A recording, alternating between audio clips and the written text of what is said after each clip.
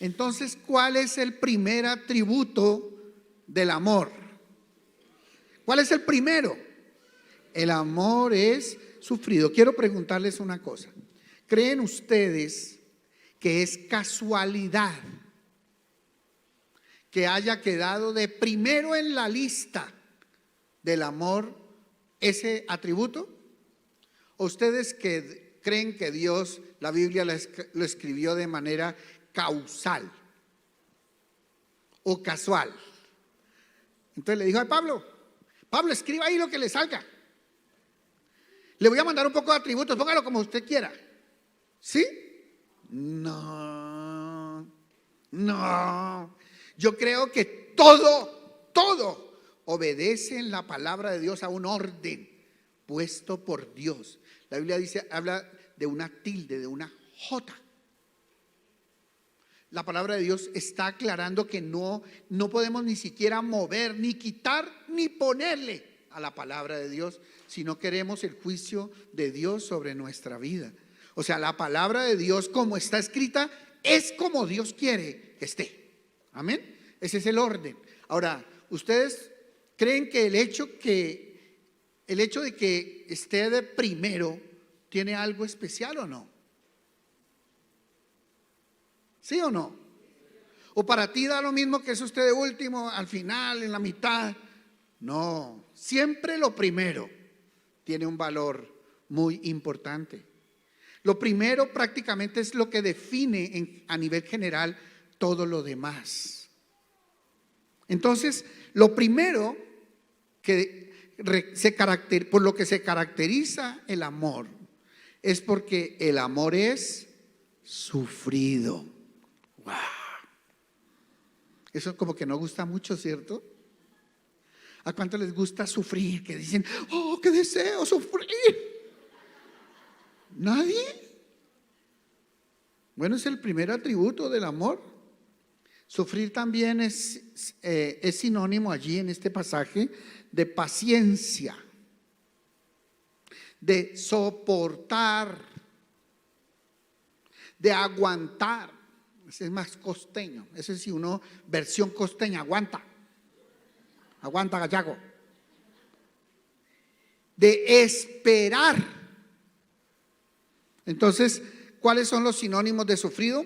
Paciente, soporta, aguanta y espera. Otra vez, paciente, soporta, aguanta y espera. Esos son sinónimos. Hay muchos más acerca de sufrido y especialmente de lo que quiere decir la palabra de Dios allí. Y vamos al Evangelio según San Juan, capítulo 15, y vamos a ver de qué se trata ese sufrido aquí en la palabra. Juan 15, 13. Ayúdeme a leer. Nadie tiene mayor amor que que uno ponga su vida por sus amigos. Wow. Entonces, digan conmigo, amar es poner la vida. Tremendo eso. Ahora, ¿la vida de otro? No, su vida. Porque hay unos que son expertos en poner la vida de otros. Eso es que cuando yo estoy protegiendo, cuando a alguien lo van a matar, entonces no hay amor más grande que alguien mate por su amado. ¿Sí es eso lo que dice la Biblia? No es un acto agresivo hacia la otra persona, es un acto defensivo hacia el que yo estoy protegiendo. Porque es que hay personas que muestran su amor matando a otros. O sea, y eso no es el amor. Hay personas que son iracundas y no le pueden decir nada a su esposa porque van y le dan una trompada que le hizo. Y dicen que es que eso lo hacen por amor. Eso no es por amor, eso es por iracundo. Eso es porque no se puede controlar. Pero lo que la palabra de Dios enseña no es a matar por amor, sino a morir por amor. ¿Diferente o no es diferente? Claro, claro, claro. Esa es la gran diferencia que hay entre la corriente musulmana acerca del sufrimiento y la corriente cristiana. En la corriente musulmana que se enseñó desde Mahoma, cuando él comenzó a conquistar sus adeptos, que fue más o menos unos 450 años después de Cristo, porque él vivió 450 años después de Cristo. O sea, ellos no comenzaron antes que nosotros. Nosotros comenzamos antes. Mahoma fue después, 450 años después de Cristo. Y cuando él comenzó a formar sus adeptos, él salía con todas las caravanas de guerreros de él y salía hacia las afueras de Jerusalén, hacia las afueras de las ciudades, de los pueblos, a obligar a la gente a confesar la fe en él. Y el que no la confesaba lo mataban por no ser un adepto. Por eso es que cuando ellos cogen a las personas y lo muestran mucho en televisión, en la forma más violenta, obviamente, más violenta, esos ya son extremistas también, pero de ahí se fundamenta la fe de ellos. Y es en que a una persona le dicen: ¿y usted es cristiano? Sí, soy cristiano. ¡Pah! Lo degollan. Porque están dispuestos a matar por su fe, a matar por su amor. Pero ¿qué hizo el Señor Jesucristo? ¿Él mató a alguno? No. Él dijo: no hay amor más grande que este, que uno, no que otros. Porque qué fácil es poner a otro ahí al frente a morir por mí, o por el amor, o por mi familia. No, ese no es. Es que uno ponga la vida por sus amigos. Entonces, el cristianismo y la vida cristiana se trata de poner la vida por amor. Por eso Juan 3:16 dice la palabra de Dios: de tal manera amó Dios al mundo, que ha dado a su Hijo unigénito, para que todo aquel que en él cree no se pierda, mas tenga vida eterna. Entonces, ¿qué dijo el Señor Jesucristo cuando vino a morir acá? Enseñándonos a todos sus discípulos. ¿Qué dijo? No hay amor más grande que este, que uno ponga su vida por sus amigos. Y quiero que vayamos a Isaías 53, donde la palabra de Dios nos muestra el modelo que nos da la palabra o el Señor acerca de poner la vida, de poner la vida. Eso está en el libro de Isaías, capítulo 53.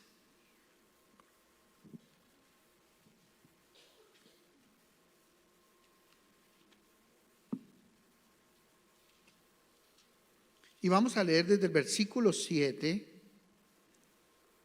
en adelante. Mire lo que dice la palabra de Dios.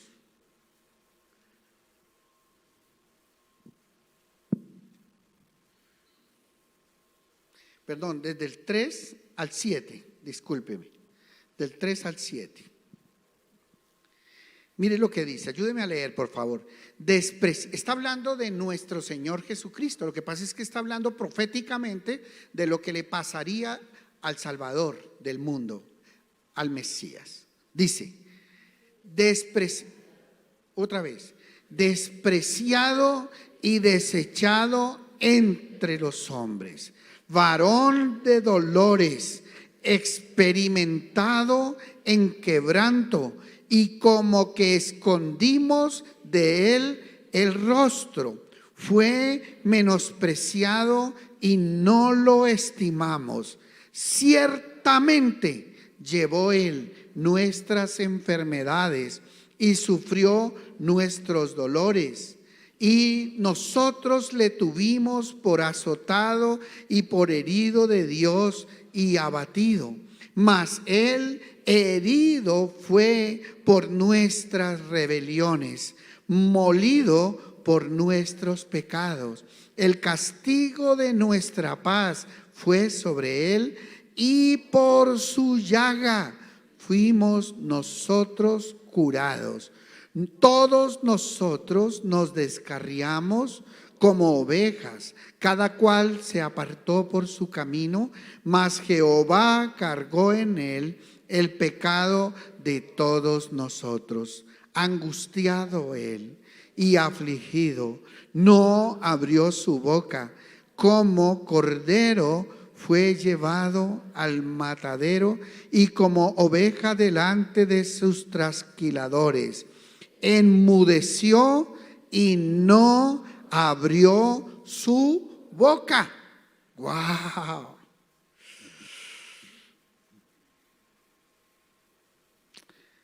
Algunas veces he compartido acerca de esto que nos pasó con una invitación que nos hicieron a mi esposa, a mis hijos y a mí. Nos invitaron a celebrar los 50 años de un amigo, de un pastor amigo.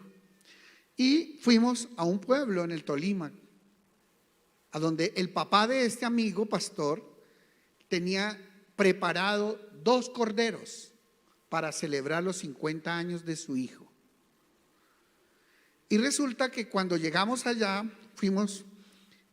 nos quedamos esa noche, fue espectacular. Entonces vimos que hubo un momento donde el señor, o sea el papá del pastor amigo, se fue hacia adentro, hacia allá, hacia como el potrero, hacia el campo, y volvió con los 2 corderitos y los metió dentro de un cuarto. Y cuando los cogió, los metió dentro de un cuarto, los amarró, los agarró con una cuerdita y los trajo. No los agarró como se agarra un toro que se le aprieta, sino que solamente le puso la cuerdita encima y se los trajo así. Eso nos llamó la atención. Y vino y lo metió dentro de un salón que tenían cerca a un gallinero que había ahí, y ahí lo metió. Y toda la noche pasó ahí. Y él tan pronto lo llevó ahí, el corderito, se le salieron las lágrimas, porque él ya sabía lo que le esperaba. A los 2 se le salieron las lágrimas y se hizo popó y chichi. Y pasaron toda la noche ahí esperando. Y al otro día por la mañana, entonces nos despertaron a nosotros y nos dijeron que fuéramos hacia un lugar cerca, allí donde había como un lugar de sacrificio, y había una viga grande arriba. Y entonces le agarraron las paticas y se las amarraron y lo colgaron de allá de la viga. ¿Y saben qué hacía este cordero? Temblaba, solamente hacía así. No abrió la boca para gritar, para llorar, solamente se le salieron las lágrimas del dolor. Y pusieron una vasija debajo, un balde debajo, y le agarraron la cabecita y sacó un puñal así, el Señor. Y cogió y fue más rápido de lo que nos podemos imaginar la muerte o la cortada del cuello. Y comenzó a salir sangre. Y toda la sangre salió y cayó en esa vasija. Toda la sangre. No quedó nada de sangre hasta que dejó de gotear. No se siguió el proceso.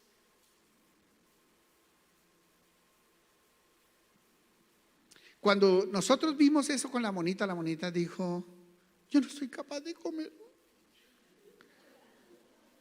Estábamos llorando, cuando nos volteamos a mirar todos llorando, y la monita, que ella es muy expresiva, ¿no es cierto? Ella dijo: yo no soy capaz de comer eso, no soy capaz. No. Y ella dijo: me voy a volver vegetariana.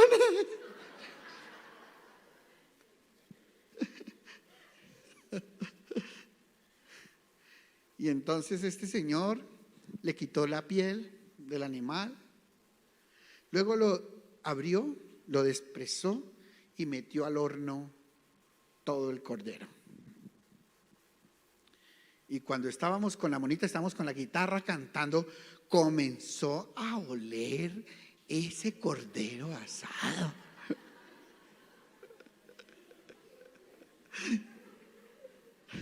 Y dice la monita, cambio mi decisión. Sí voy a comer. Le pudo más el olor del cordero asado que el dolor de verlo morir.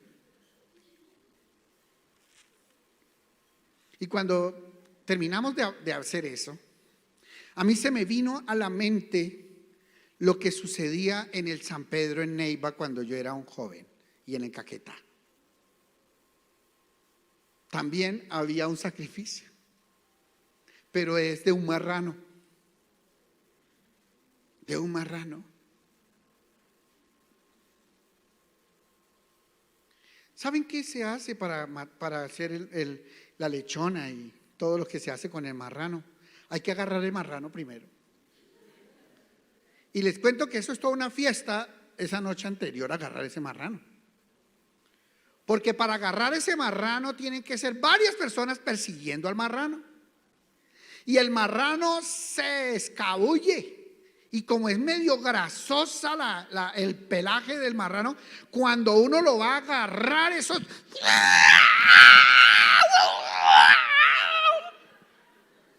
se va contra las paredes, grita. Eso es un ruidaje, agarrar un marrano. Un ruidaje. Y todo el mundo tiene que tirarse y ya. El que lo agarre es el que se le da el premio. Y luego cuando se logra agarrar y traer el marrano, y entonces lo van a matar, que se mata muy parecido, entonces comienza a chillar. No es cualquier cosa el ruidaje que hace un marrano. Es una chilladera desde que lo van a agarrar hasta el último suspiro de vida. Está chillando el marrano. Y el Señor me mostraba a mí en la muerte del cordero lo que fue su sacrificio por amor a nosotros. Y el Señor me mostraba y me decía, mira Aníbal, hay muchos que son como los marranos, chillan a toda hora, parecen marranos cuando le toca pagar las cuentas, cuando les toca trabajar un poquito más, cuando le piden que haga un esfuerzo. Entonces, ¡ay, yo por qué! ¡Ya lo hago! ¿Por qué no mi hermano? ¿Por qué no mi esposa? ¡Dejar que lo haga ella! Y muchos tenemos la actitud del marrano frente a las pruebas, frente a las dificultades, frente a los momentos de dolor. A todo se parece, menos a un cordero. En cambio, cuando Jesús murió, dice la Biblia, como cordero, fue llevado al matadero y enmudeció.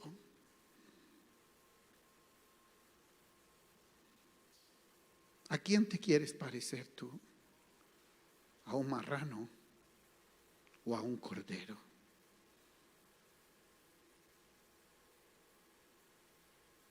¿Cuál es el modelo de nuestro Salvador? El modelo que vive gritando en los momentos de prueba, que todo el mundo se tiene que enterar que estás enfermo, que todo el mundo se tiene que enterar que tienes una cuenta por pagar, que todo el mundo se tiene que enterar que tienes dificultades con tu esposa, que todo el mundo se tiene que enterar que vinieron a cobrarte, que fueron injustos contigo, que te cobraron más de lo que era, que te hicieron trabajar un poco más fuerte. ¿Cuál es tu actitud? Cuando estás con tu esposa y hace ella algo que a ti no te agrada, o tu esposo y él hace algo que a ti no te agrada, entonces pones el grito en el cielo. Eres de los que chilla cuando se hace algo en la casa que a ti no te agrada. Eres de esos escamosos que se entera hasta el vecino que te dio ira, que te dio rabia. ¿Saben qué dice la palabra de Dios acerca de la ira? Dice, airaos. ¿Qué es la ira? Es rabia. Mejor dicho, esa palabra yo creo que no existía en la época de la Biblia, rabia.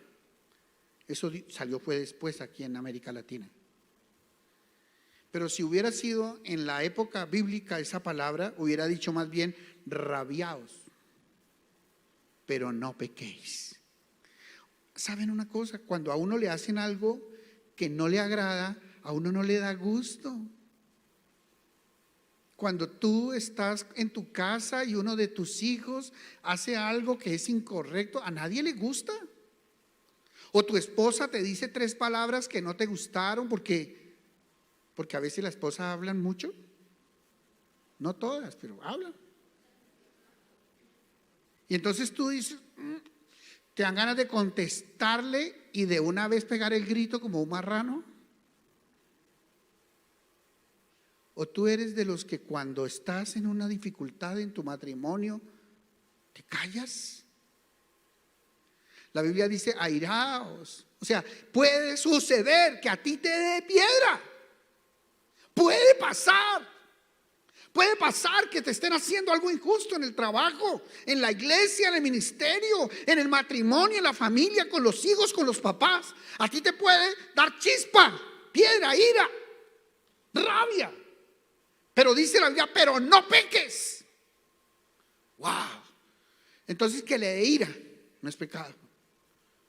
Pero nosotros sí podemos reaccionar frente a la ira de 2 maneras, como el marrano o como el cordero.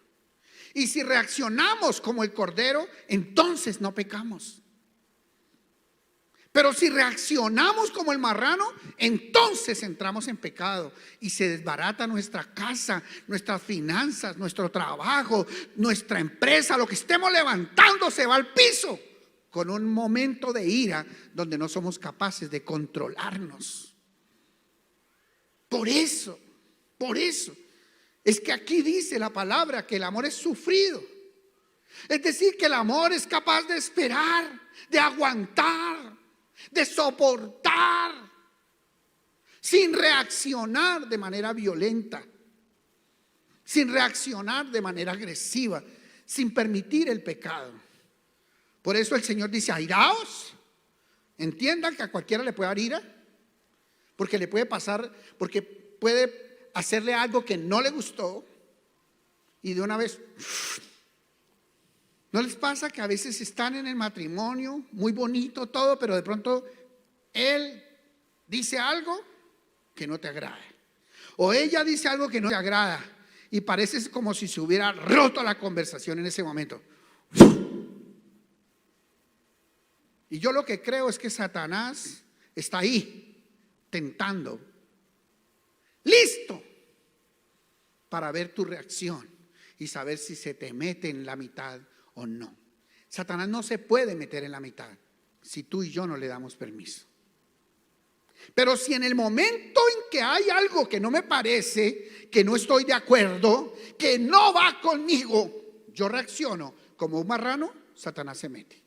Por eso los marranos en la Biblia son símbolo de los endemoniados, no el cordero, no el cordero. La palabra de Dios no muestra en ninguna parte que y un demonio se metió entre el cordero. No, esto no lo muestra. Porque es muy difícil, casi imposible que un demonio se pueda meter en el corazón de un hombre o de una mujer que tiene corazón de cordero. Pero en cambio, en el corazón de un marrano o de alguien que tiene el corazón como un marrano, entonces ahí sí. Por eso los demonios le dijeron al Señor Jesucristo: Señor, ¿será que nos puedes dejar entrar en ese rebaño de corderos? ¿Sí dijeron los demonios eso? No. ¿Qué fue lo que dijeron cuando iban a salir del endemoniado gadareno, que se llamaba legión, o sea, 6,000 demonios? ¿Qué le dijeron? Señor, permítenos entrar en ese hato de cerdos, porque el cerdo es el terreno preciso para que habiten los demonios. Por eso cuando tenemos actitudes de cerdo, de marrano, chillando en los momentos de dificultad, gritando en los momentos de ira, en los momentos de prueba, y actuamos de manera violenta, somos terreno perfecto para que venga una legión de demonios y se apodere de esa persona y de esa familia y de esa empresa y de ese ministerio, de ese trabajo que se está haciendo con tanto esfuerzo. Mis amados, la invitación que nos hace hoy el Señor es a cambiar la forma de responder del marrano al cordero. Por eso dice la palabra que el amor es ¿qué? Sufrido. Sufrido quiere decir que está dispuesto a aguantar sin abrir la boca. Por eso allí la palabra en el libro de Isaías dice, en el verso 7, dice, angustiado él. ¿Cómo estaba Jesús? Angustiado y afligido. Pero dice, no abrió su boca. ¿Qué fue lo que hizo el Señor? En el momento de sufrimiento, no abrió la boca. Por ahí dicen que en boca cerrada no entran moscos. Y cuando uno abre la boca en un momento de prueba, uno la embarra. Por eso hay personas que tienen coordinación boca-pie. O sea, abre la boca y mete la pata. Diga conmigo, coordinación boca-pie. Abre la boca, mete la pata. Porque hay personas que cuando vienen los momentos difíciles, los momentos de prueba, abren la boca. Y yo creo que el peor problema que hay en los días de prueba es abrir la boca. Porque ¿saben uno qué puede soltar por la boca cuando uno tiene ira? Sapos, culebras y ranas. Yo me aprendí una historia como una poesía, algo así, cuando era bien niño. Y decía que había personas que por la boca le salían ranas, culebras y sapos. O sea, no me acuerdo qué otra cosa. ¡Wow! Y ahora que han pasado los años entiendo de qué se trataba ese escrito. Y es que muchas veces cuando la persona está con ira, con rabia, porque está por dentro en momentos en lucha y abre la boca, la embarra. Por eso la palabra de Dios nos enseña a cerrar la boca, porque de la abundancia del corazón habla la boca. Por eso la palabra de Dios dice, aún el necio cuando calla, hagan así.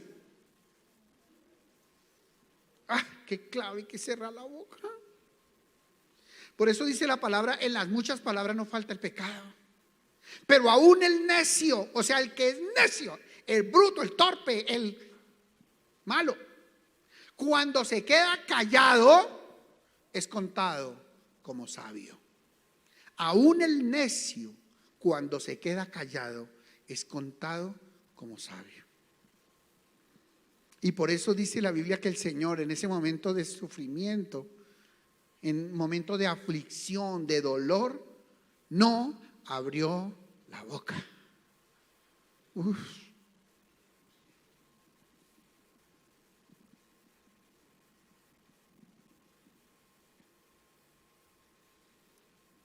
Habrá momentos en que hay que abrir la boca para pedir perdón, para acercarme a alguien, porque hay unos que tienen demonio de mudez. No hablan nunca. Y entonces la esposa le hace algo que sea, lo chuza, aunque sea para que hable algo, aunque sea para que grite. No, pero no se trata de eso tampoco, no sea exagerado. Porque hay personas que castigan con el silencio, que hacen más daño en silencio que gritando. Pero nosotros tenemos que aprender a identificar en qué momento es que hay que abrir la boca y en qué momento es que hay que cerrar la boca. ¿Saben una cosa? Después de que una persona dice una palabra en momento de ira, recójala. Recójala. Después de que una persona suelta, es que yo me casé contigo sin amarte. Recoja eso, tonto. Recoja eso, a ver si es capaz. Acabó de partir el corazón de esa mujer. Acabó de hacer daño a sus hijos. Es que usted no sirve para nada. Recoja eso. Recoja eso después de que se lo ha dicho a un hijo.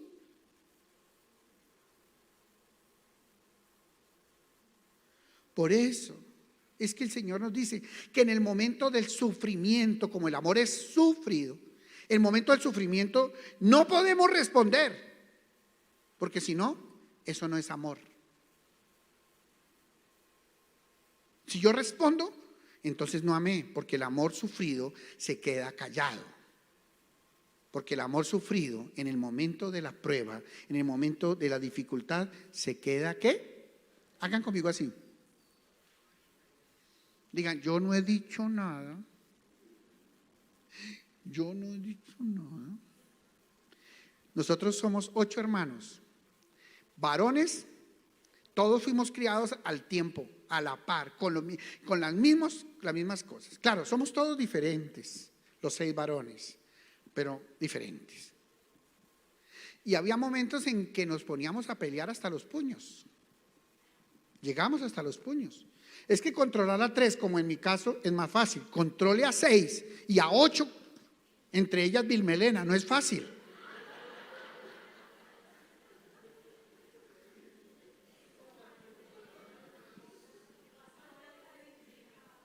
No es fácil. Y había momentos en que nos íbamos de palabras. Y había momentos en que con los varones nos íbamos a los puños. A los puños. Y mi madre, cuando mi padre vivía, pues mi padre nos daba 3 juguetazos y se acababa el problema. Pero mi padre murió cuando yo tenía 11. O sea, todavía estábamos en lo fino. De ahí para allá es que comienza lo peligroso. Y entonces mi madre se aprendió algo que se los quiero enseñar hoy. Cuando nos veía peleando y ya viendo que eso iba a terminar en tropel, ella decía esto: el más educado se queda callado. Uy, nosotros con tal de ofender al otro, nos quedamos callados. Con tal de decirle que nosotros éramos más educados, nos quedamos callados y se acababa el problema. ¿Saben por qué? Porque cuando en un problema alguien no abre la boca, no hay problema. Lo máximo que pasa es que uno se mira a la otra persona y hace como con ganas de mandarle un ojo así de la piedra.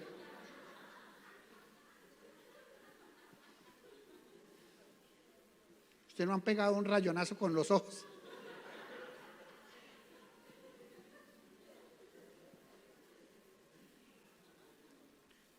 Pero cuando uno se queda callado, uno no ofende. Lo máximo que se escucha es un portazo. Y no más. Pero cuando la otra le contesta, vaya y cierre la puerta de la casa de su abuela. Vaya y cierre así la puerta de la casa de su abuela. Ahí sí, se arma el problema. Por eso es que en el momento de ira, ¿qué tenemos que hacer? El más educado cierra la boca. El que sea cristiano de verdad y haya tenido una experiencia con Cristo, cállese. Porque Jesús enmudeció y como cordero fue llevado al matadero y cerró su boca, no la abrió. Creo que si en esta semana practicamos cerrar la boca, vamos a ver el poder de Dios obrando en nuestras vidas. Amén. El poder del amor que es sufrido, porque hay que sufrir para cerrar la boca. Y tiene que ser uno un hediondo para cerrar la boca. O sea, no cualquiera cierra la boca en el momento de rabia. Pero yo creo que la verdadera madurez del creyente va en aprender a callar.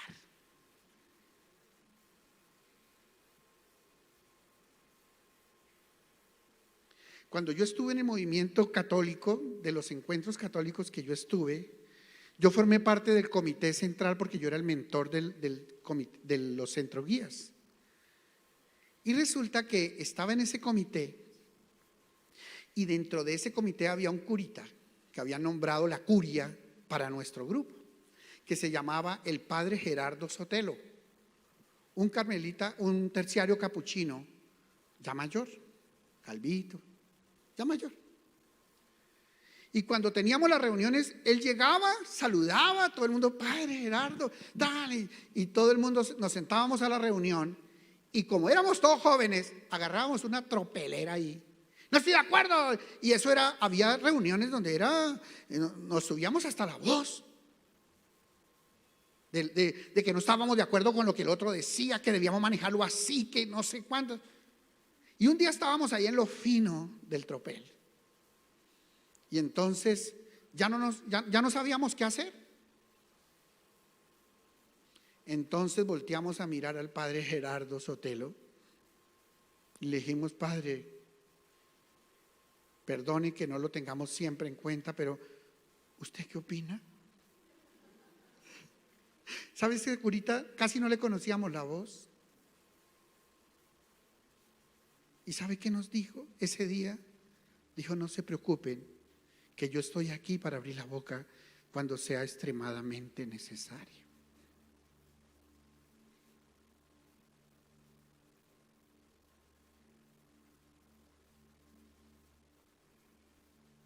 Y yo creo que eso es demasiado poderoso. Qué enseñanza tan grande nos dio este curita ese día. Yo estoy aquí para abrir la boca cuando sea extremadamente necesario. Y ese día nos enseñó acerca de callar.